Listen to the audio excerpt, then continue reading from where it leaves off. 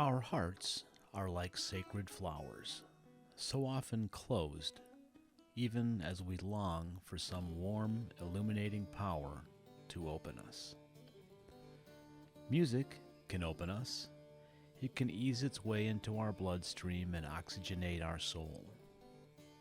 Nature can move us, mesmerize and amaze us with its limitless imagination and staggering beauty. In the song we heard earlier, the songwriter had his heart-opening epiphany on a walk in a garden with no words having been spoken. Maybe these are the best sorts of awakenings, but for most of us mere mortals, they remain elusive.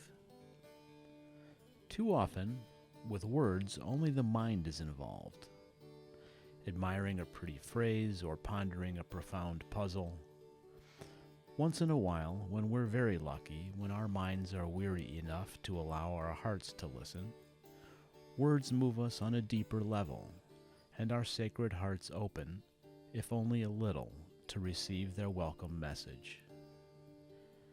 Yes, words can sometimes reach us in a way few things do. In the course of my free and responsible search for truth and meaning, I find myself encountering a lot of words. I constantly have my face in a book, looking for some unique and powerful morsel of wisdom that sets me free from all the useless BS I've been lugging around since, well, forever. I'd love to announce to you that I have fully apprehended some great pearl of wisdom and am now free of all ego-driven hang-ups.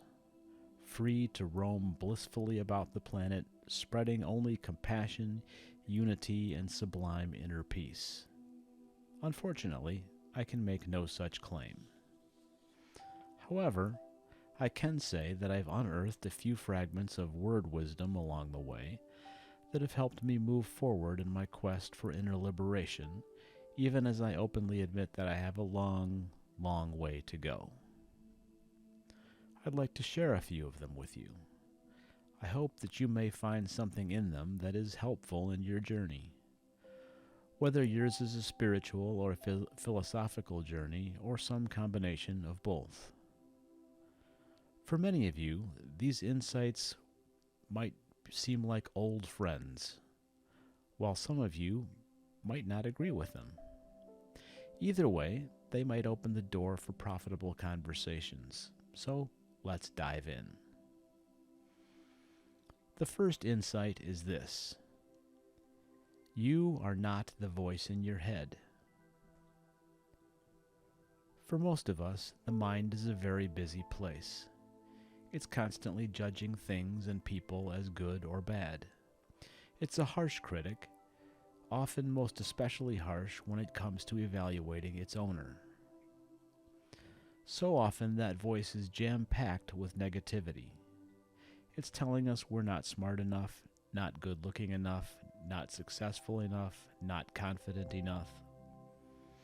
It's narrating our lives, telling us the story of us. It likes to remind us how unfair the world has been to us, and how unlikely it is that we'll ever live our dream, or, for that matter, get anywhere near it. It's important to realize that this voice is frequently distorted and misinformed, and it's often just plain wrong, though the ego wants to insist otherwise. We automatically dwell in the world of thought, and our minds can easily become, as our author and teacher Sadhguru calls them, misery manufacturing machines. If we aren't watchful, our minds can keep ancient pain alive, often magnifying it way out of proportion to reality and making the present a very unhappy place to be. Eckhart Tolle, in his book The Power of Now, puts it like this. This is a long passage, but stay with me. It is not so much that you use your mind wrongly. You usually don't use it at all. It uses you. This is the disease. You believe that you are the mind. This is the delusion. The instrument has taken you over. The beginning of freedom, Tolle writes, is the realization that you are not the possessing entity, the thinker. Knowing this enables you to observe the entity. The moment you start watching the thinker, a higher level of consciousness becomes activated. You then begin to realize that there is a vast realm of intelligence beyond thought, that thought is only a tiny aspect of that intelligence. You also realize that all the things that truly matter, beauty, love, creativity, joy, inner peace, arise from beyond the mind. You begin to awaken.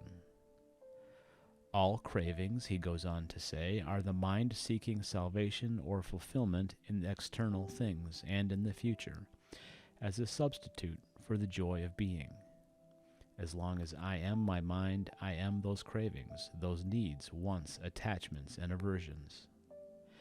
In that state, Tolle writes, even my desire to become free or enlightened is just another craving for fulfillment or completion in the future. So don't seek to become free of desire, Tolle says, or achieve enlightenment. Become present. Be there as the observer of the mind. Instead of quoting the Buddha, be the Buddha. Be the awakened one, which is what the word Buddha means. David R. Hawkins, in his book Letting Go, The Pathway of Surrender, expresses this idea of thought versus awareness beautifully with this analogy. Thoughts, he writes, are like goldfish in a bowl. The real self is like the water. The real self is the space between the thoughts, or more exactly, the field of silent awareness underneath all thoughts. I personally find it freeing to consider that I don't have to take that ceaseless voice in my head too seriously. I don't have to allow it to emotionally hijack my every waking moment. I am not that voice. I am, as Hawkins says, the field of silent awareness underneath all thoughts. By the way, if your mind is giving you positive messages, it's still not who you are, but at least it's acting like an ally and not a ruthless attorney for the prosecution. It may mean that you are able to see your innate goodness and innocence, that pure, radiant, and peaceful state of being in which you arrived in this world, clearer than most. And that's a good thing. This idea, then, of disidentification with the mind is about our movement from human thinking to human being. Like the game Othello, it takes a minute to learn, but a lifetime to master.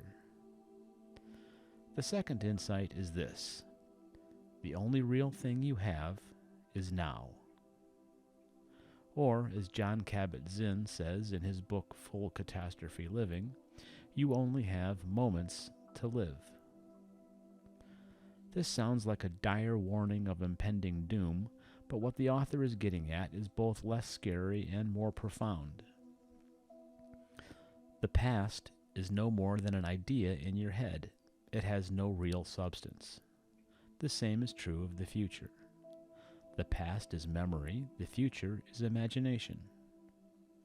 It isn't necessarily bad to recall the past or contemplate the future, but when we do, it is very hard to truly appreciate the only thing that actually is real. Our most precious possession. Now, this moment. When we're driving down the road or packing a lunch or taking out the garbage, most of the time our minds are elsewhere, aren't they?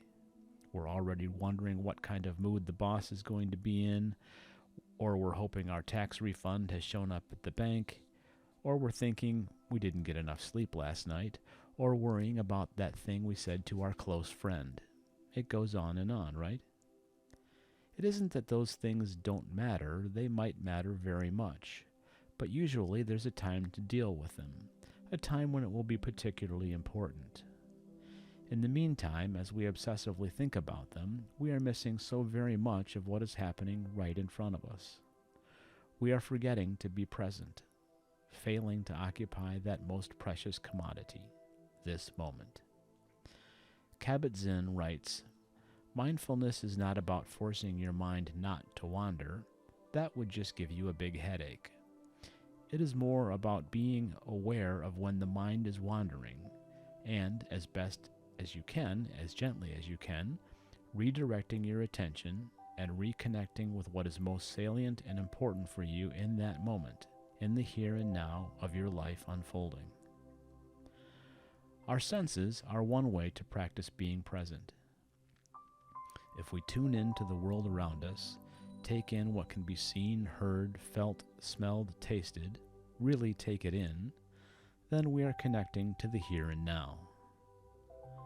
The practice of meditation is another way to bring awareness to the present moment by continually bringing it back to the breath, which constantly renews itself in the now, with inhalations and exhalations, the very rhythm of life.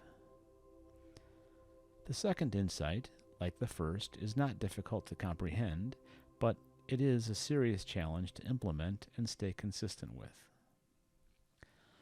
The third and final insight: accept what is.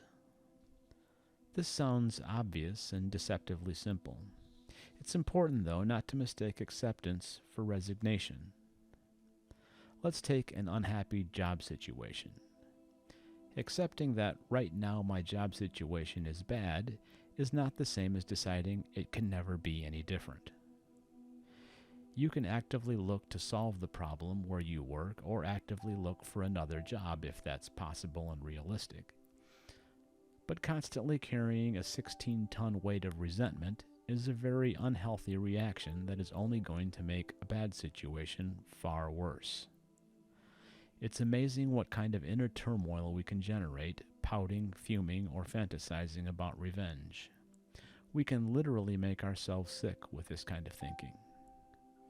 Or we can calmly say to ourselves, "This is what is happening right now. I accept it as it is in this moment. It doesn't have to make me miserable. I can be okay inside myself, even in the midst of this undesirable circumstance." Kabat-Zinn writes the following about acceptance. Acceptance does not mean that you like what has occurred or that you are merely passively resigned to it.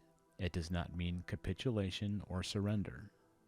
The way we are using the word here, it means only that you admit the bare fact that whatever has happened has already happened and is therefore in the past. More often than not, acceptance can only come with time, as the storm plays itself out, as the winds die down. But how much healing takes place after the devastation depends on how much you are able to be awake, face the storm's energies, and observe them with wise attention while they are raging, however painful that may be. Profoundly healing insights may arise, Kabat-Zinn writes, if you are willing to look deeply into your emotional pain as it is occurring, as well as in its aftermath.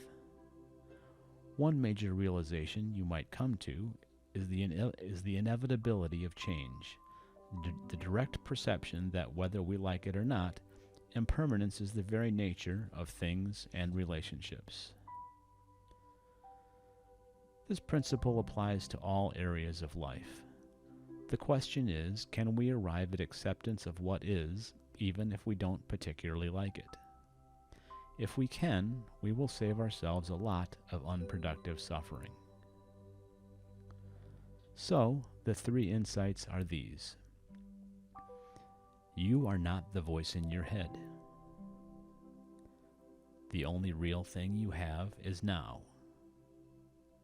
Accept what is. I offer these little fragments of word wisdom to you because they have been very meaningful for me. These are things I'm working on, not things I have so far earned any trophies for fully accomplishing. I see them as worthy goals, and practicing them, even some of the time, has helped me to lessen the extent to which I operate as my own worst enemy. Life will deal hardship.